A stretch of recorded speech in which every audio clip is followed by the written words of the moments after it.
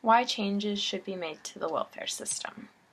In the 1930s, during the Great Depression, many American citizens were facing hard times. The loss of jobs and no source of income quickly led to thousands of people in the U.S. in a financial rut. Trying to help the people, Franklin D. Roosevelt created federally funded and governed U.S. welfare.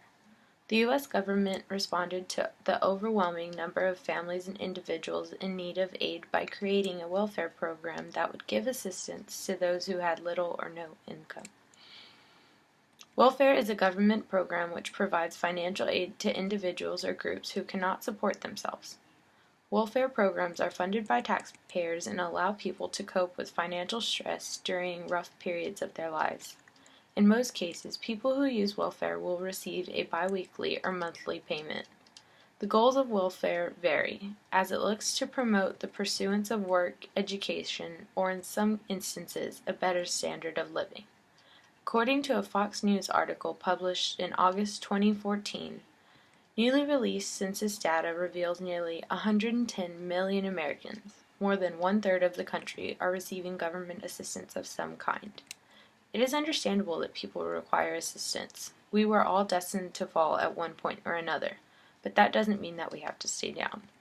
It has been over 80 years since public assistance first began, and although it seems to be a good thing, helping the people, there are many problems that can be pointed out about this program. One of the most commonly used welfare programs is temporary assistance for needy families. The main word is temporary. Before 1996, federal welfare was an open-ended entitlement that encouraged long-term dependency, and there was widespread agreement that it was a terrible failure. It neither reduced poverty nor helped the poor become self-sufficient. It encouraged out-of-wedlock births and weakened the work ethic. The pathologies it engendered were passed from generation to generation. A new mentality that people have formed is, why should I have to get up, work for long hours, and repeat the process just to get a paycheck when we can just apply for welfare and receive the same check? We allow people to stay using the program for longer than they need because they are too lazy to go find a job. Welfare dependency is a major problem that we need to find a solution to. Many of the problems that have been pointed out about welfare have led to some crucial after effects on children. Welfare was designed to help support children by providing money for food, clothing, shelter, and etc., but has failed in doing so. Children grow up to see their parents are okay with being given things and don't learn the responsibility of having to work. According to BusinessInsider.com, academic research in the past has shown that the children of families on welfare are more likely to grow up to be on welfare themselves. Watching things being given to you after so long has led children to not learn independence. It is welfare dependence, not poverty, that has the most negative effect on children.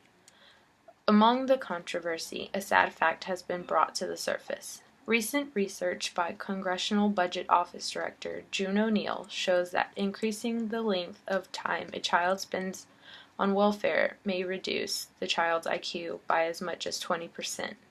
It's quite upsetting that the children that are supposed to grow up and run the world are put in situations like these.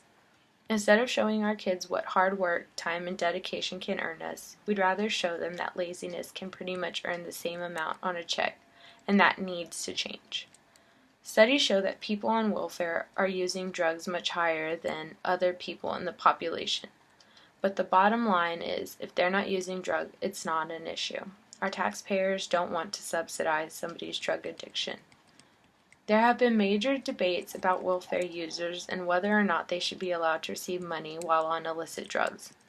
Why should we be giving people free money and they go and spend it on drugs?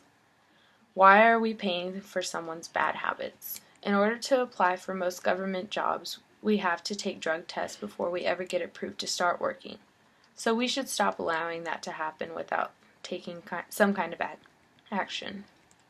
Although there are problems with this program, I believe that for every problem there is a solution. It would probably take some hard work, a lot of time, and money from the government that we already pay. If people see that all of this hard work is actually going to help better this program, then it should be something that we are willing to put forth the effort to make happen. As it was said before, welfare dependency is a major problem, but I believe that it can be fixed. Rather than allowing people to ride this easy lifestyle train, we need to make the program more temporary and helpful when trying to find a job. If you are physically able to work and cleared by a doctor, before you are allowed to cash your check, you should be required to show proof that you at least applied for a couple of jobs showing that you are trying. Most importantly, we should put a time allowance on this program. 6 months to a year is plenty of time for someone to find a job and get back up on their feet. Yes, it is hard to find a job at times, but it should make you want to look harder and be able to say that you worked hard to get back up from the bottom and you can now support yourself. By doing this, it could help give people the extra push of motivation they need to get their lives back on track and moving forward again instead of being dependent on welfare. Another big problem that was stated earlier is that people are misusing welfare money. Some people that are addicted to drugs find ways to sell their food stamps in exchange for money for more drugs. These people will keep doing this until we make changes in the system. I believe that randomly drug testing welfare recipients will help ensure these people are not using money in the negative ways. If we schedule these drug tests, recipients have enough time to find ways to cleanse their systems and pass these tests. By doing these tests randomly, we will eliminate the possibility of people trying to cheat to appear as if they are drug-free. Another benefit of the random drug testing will make people quit being drug users so that they can keep their benefits, or it will weed out the people who are abusing the system in negative ways. Making changes to the program this way will make room for the people who really do need the assistance for the right reasons. The whole idea of welfare is to help a person or family that fell into a hard time. It's supposed to be helping them get back up on their feet, not as a crutch for someone to use for the rest of their life. By making changes to this program, we will make it more beneficial to the recipients that are actually trying to use it correctly and remove the ones who aren't.